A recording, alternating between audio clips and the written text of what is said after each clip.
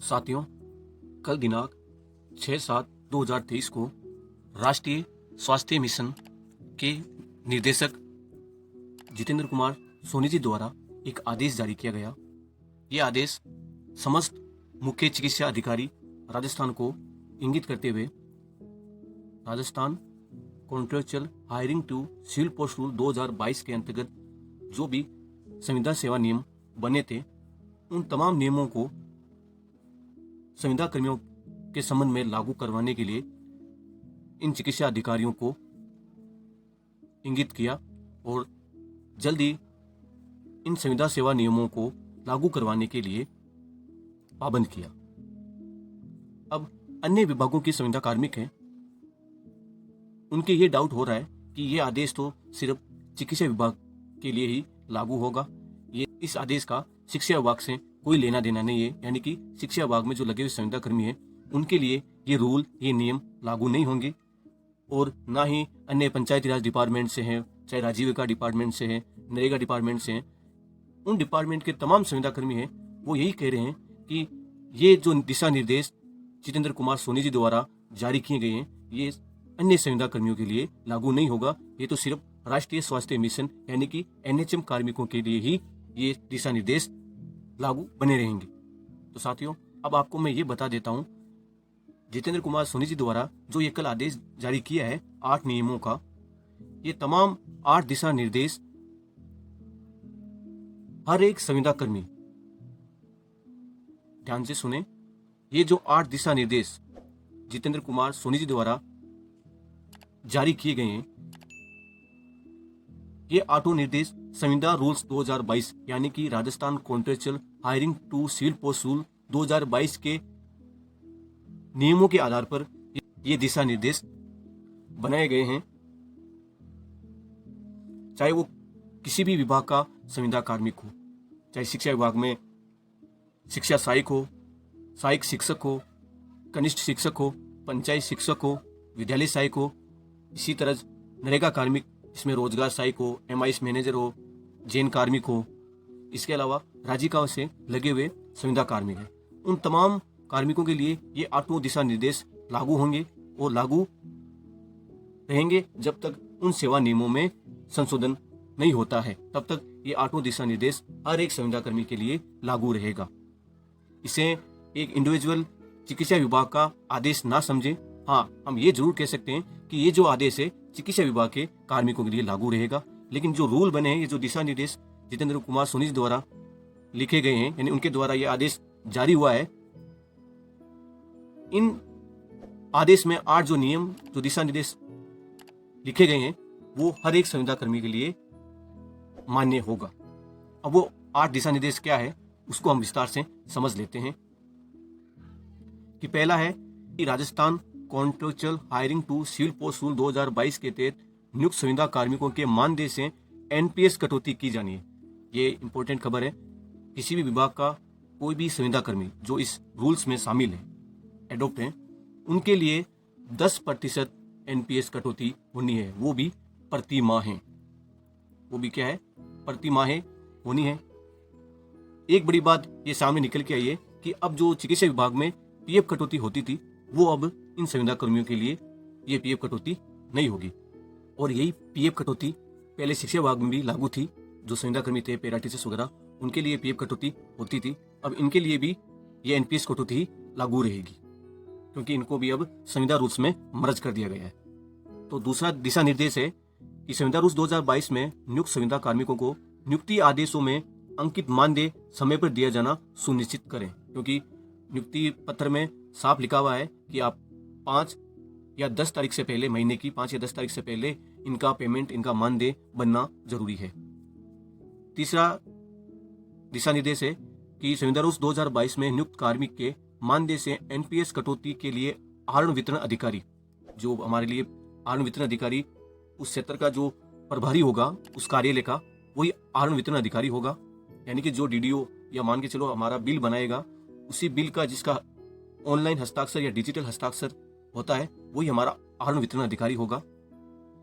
वे अपने स्थानीय राज्य बीमा प्रावधायी निधि विभाग, जिसे हम संक्षिप्त में एनपीएस कहते हैं, इनसे संपर्क कर यानी एनपीएस विभाग से संपर्क कर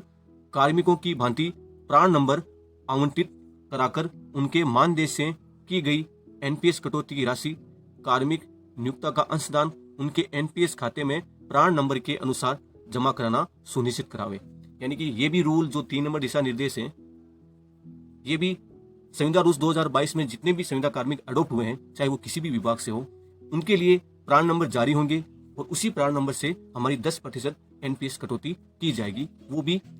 आहरण वितरण अधिकारी यानी कि जो कार्यालय का प्रभारी अधिकारी होता है, जो बिल बनाता है, उसके द्वारा ही एनपीएस कटौती की जानी है और एनपीएस कटौती बिना प्राण नंबर नहीं होती है। तो चौथा दिशा निर्देश है कि संविदा कार्मिकों को देय मानदेय से नियम अनुसार आयकर टीडीएस कटौती किया जाना सुनिश्चित करावे। यानी कि ये तो आयकर कटौती है कि जो आयकर स्लैब बन रखा है उससे अगर अधिक हमारा मानदेय बन रहा है तो टीडीएस कटौती वो विभाग द्वारा कर दी जाएगी। और ये आयकर कटौती यानी कि ये जो 4 नंबर दिशा निर्देश है, ये चिन्हित संविदा कर्मियों के लिए ही लागू होगा जिनका मानदेय आयकर गणना के स्लैब तक आता हो। तो 5वां है कि संविदा रूल्स 2022 के तहत नियुक्त कार्मिकों को 1 वर्ष की सेवा संतोषजनक पूर्ण करने पर नियम अनुसार मासिक मानदेय में 5% की वृद्धि किया जाना सुनिश्चित करावे। ये भी इंपॉर्टेंट बात है। जो भी संविदा रूल्स में एडॉप्ट हुए हैं कार्मिक, उनको प्रति वर्ष 5% का इंक्रीमेंट लगेगा। उस 5% इंक्रीमेंट से पहले चिकित्सा विभाग के जो संविदा कार्मिक हैं उनके लिए सेवा संतोषजनक प्रमाण पत्र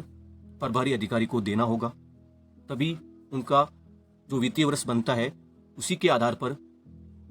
5% वृद्धि की जाएगी, वो भी मानदेय से। एक बात यह भी है कि जो शिक्षा विभाग में लगे हुए संविदा कर्मी हैं उनका जो 5% इंक्रीमेंट लगेगा, वो शिक्षा विभाग में जो नियमित कार्मिक हैं उनका हर साल इंक्रीमेंट जुलाई के महीने में लगता है। उसी के आधार पर इन संविदा कर्मियों का भी इंक्रीमेंट 5% वाला वो जुलाई में ही लगेगा। छठा है कि Rajasthan contractual hiring to civil post rule 2022 के अंतर्गत नियुक्त सभी कार्मिकों के सेवा रोल एवं व्यक्तिगत पत्रावली, जो सर्विस बुक होती है, जो नियमित कर्मचारी होते हैं, उन्हीं के भांति विभाग में या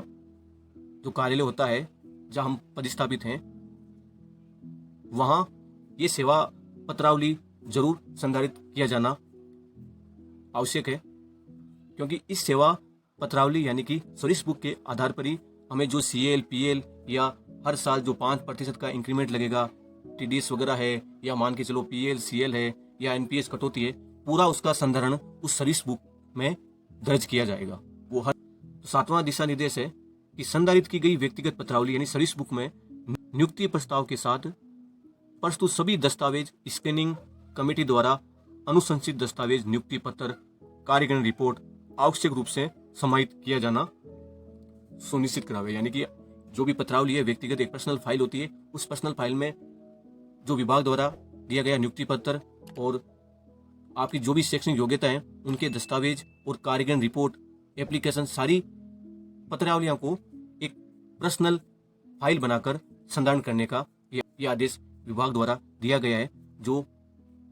अन्य विभागों के संविदा कर्मी इस पत्रावली को जरूर संधारित करें। 8वां है कि संविदा रूल्स 2022 के तहत नियुक्त संविदा कार्मिकों को नियुक्ति आदेश के प्रावधान अनुसार ही अन्य सभी लाभ दिया जाना सुनिश्चित करावें, क्योंकि जो नियुक्ति पत्र में तमाम लाभ दे रखे हैं कि कितना इनको एनपीएस कटौती करना है और मेडिक्लेम इनका कितना है, दुर्घटना बीमा कितना है, क्योंकि सभी संविदा कार्मिकों को एक नियुक्ति पत्र दिया गया था, उसमें जो 1500 रुपये था वो मेडिक्लेम बीमा था, न्यूनतम 1500 रुपये था, वो भी प्रति वर्ष के आधार पर। इसके अलावा 500 रुपये का दुर्घटना बीमा भी होगा, वो भी प्रति वर्ष के आधार पर, क्योंकि आपको साल में एक बार 1500 रुपये भी कटाने होंगे और 500 रुपये भी कटवाने होंगे। और अगर इससे अधिक कोई कटवाना चाहता है तो वो आपके ऊपर डिपेंड करता है। तो साथियों, ये संविदा रूल्स के अनुसार 8 दिशा निर्देश है जो हर विभागों में लगे हुए संविदा कार्मिक हैं, इनको अच्छे तरह से समझें और पूरी निष्ठा के साथ इनकी पालना करें और करवाएं अन्य संविदा कर्मियों को, जिससे आगे के समय कठिनाई की समस्या ना पैदा हो। तो साथियों, अगर वीडियो पसंद आया तो लाइक करो और चैनल पे नए हो तो इस न्यूज़ फॉर एजुकेशन चैनल को सब्सक्राइब कर लें। धन्यवाद। जय हिंद, जय भारत।